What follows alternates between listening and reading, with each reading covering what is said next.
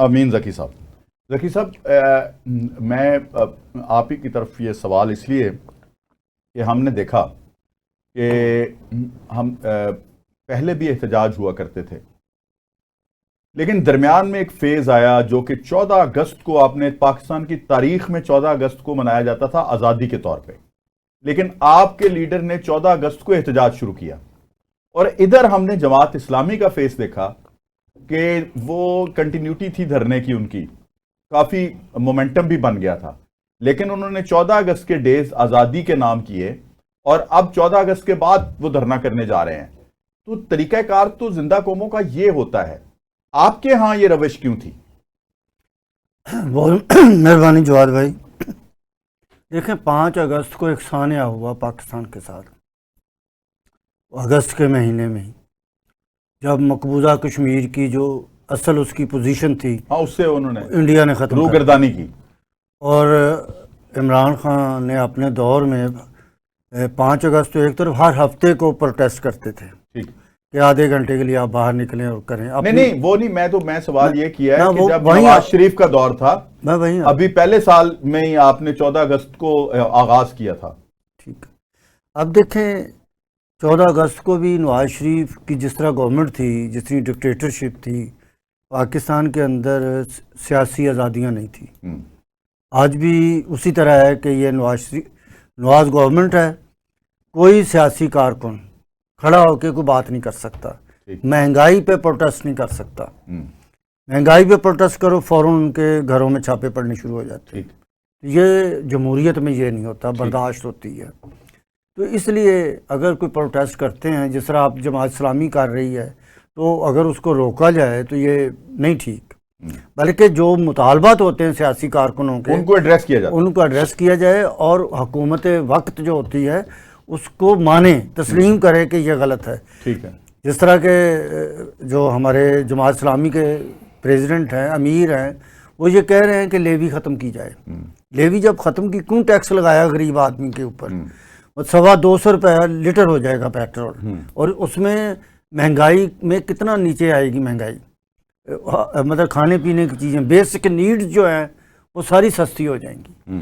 تو یہ ہونا چاہیے، اور یہ اگست کا مہینہ ہے، کل 14 اگست ہمارا آزادی کا دن تھا، اس پہ ان کو عہد کرنا چاہیے کہ پاکستان کے اندر ہم ایک ایسا مروت کا ایک ایسا حوصلہ پیدا کریں کہ اگر کوئی بات کرتا ہے، ہمیں کوئی ہمارے سامنے کھڑا ہو کے، تو برداشت کریں۔ ہم یہ برداشت نہیں کر رہے، ٹھیک ہے، جس سے معیشت بھی خراب ہوتی ہے، ملک کے ہر طرف سکون بھی برباد ہوتا ہے، اور مہنگائی ڈے بائی ڈے بڑھتی ہے، اور سیاسی پارٹیوں کے اندر بدگمانی پیدا ہوتی ہے۔ ذکی صاحب، پولیٹیکل سٹیبلٹی کتنی ضرورت ہے اس گراؤنڈ پہ، پاکستان پہ؟ انڈیویجولی ہم جو ہے اپنا کس طرح اس پہ، اگر آپ پولیٹیکلی طور پہ سٹیبل ہوتے ہیں لوکلی، تو اس پہ دنیا میں ایک بہت اثر انداز ہوتا ہے وہ ملک۔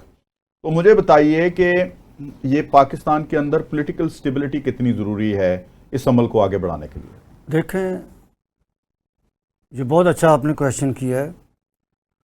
یہ جو پاکستان کی اس وقت حالت ہے اکنامکس کی، اور اس کے علاوہ پاکستان کے اندر جو حالات ہیں، اس کے لیے پولیٹیکلی ہمیں استحکام چاہیے۔ ہم دوسری پارٹیوں کو، جو اپوزیشن کی پارٹیاں ہوتی ہیں، ان کو برداشت کریں، ٹھیک ہے؟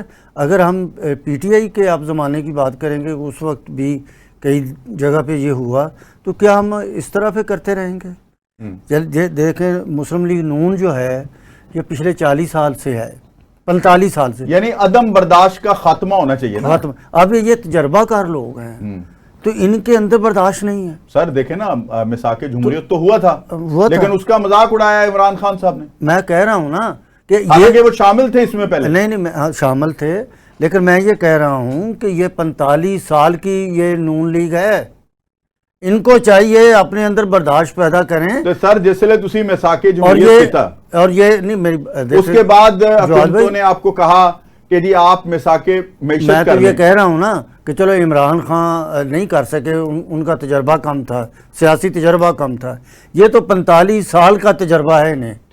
ان کے اندر برداشت نہیں ہے.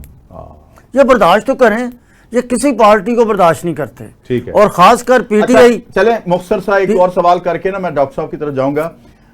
سنا ہے آپ کی جماعت جو ہے اکبر ایس بابر صاحب کے ذریعے وہ اپنے ممبرز کو, فاؤنڈر ممبرز کو اکٹھا کر رہی ہے, پرانے دوستوں کو, اس میں کیا حقیقت ہے؟ اچھا, یہ جو ایک چل رہی ہے ہر جگہ پہ, ایک رومر چل رہی ہے, بات چل رہی ہے, یہ انتہائی غلط ہے. اچھا.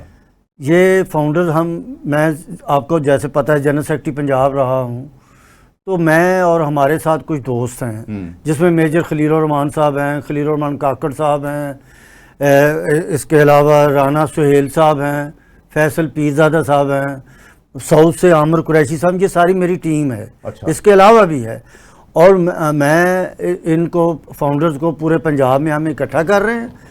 اور فی الحال تو ہم ڈسٹرکٹ کے جو نہیں, اکبر ایس بابر صاحب والی بات غلط ہے. میں کہہ رہا ہوں وہ غلط ہے. ایک سیکنڈ مجھے دے دیں, ایک آدھا منٹ دے دیں, میں بات بتا دیتا ہوں آپ کو. ہم اکٹھا کر رہے ہیں, یہ وہ لوگ ہیں جو کہ پچھلے 5 سال سے بھی انتظار کر رہے تھے, اس سے پہلے سے بھی, کہ بھی یہ جو نئی قیادت ہے یہ پارٹی کو سنبھالے. تحریک انصاف کے جو عمران خان ہیں, اس کے علاوہ جو ہمارے قیدی ہیں, ان کے جو کیسز ہیں وہ عدالتوں میں اپیلوں کے ساتھ لگائیں تاکہ ان کی سزائیں ختم ہوں. لیکن 5 سال سے انہوں نے کچھ نہیں کیا.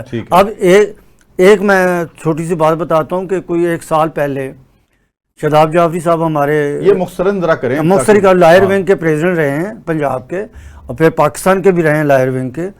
انہوں نے مجھے بتایا 1 سال پہلے گئے ہوئے تھے سارے وکیلوں نے کہا خان صاحب نے آپ کا پوچھا ہے ذکی صاحب اور آپ کو سلام بھیجا ہے. ٹھیک ہے. اور میرے لیے بڑی موٹیویٹڈ بات تھی کہ عمران خان نے مجھے یاد کیا. آپ کریں, یہ کریں تو سنیں, آگے سنیں نا ذرا. تو میں نے یہ بات ایک راول پنڈی کے ایک دوست کو بتا دی کوئی 15 دن پہلے. اچھا. مہینہ پہلے نا. تو جب یہ گروپ بنا رہا تھا تو میں نے کہا اس طرح خان صاحب نے مجھے یاد کیا ہے. وہ بات اس بندے نے, میں نام نہیں ان کا لوں گا, انہوں نے بتا دی اکبر ایس بابر کو. اب اکبر ایس بابر جو اپنے کامران شاہد صاحب کے پروگرام میں اس نے کہا ہے کہ میرے پاس ایک بندہ آیا ہے جیل سے, اور عمران خان نے مجھے پیغام بھیجا ہے کہ آپ فاؤنڈرز کو اکٹھا کرو, اور سب کو اکٹھا کر, اور اس کو کاپی کیا اس بات کو, اس نے کاپی کیا اور ہر جگہ کہہ رہے ہیں. لیکن میں یہ کہتا ہوں کہ یہ ہم لوگ کر رہے ہیں, ٹھیک ہے, ان کا اس سے کوئی تعلق نہیں. ٹھیک ہے. اچھا.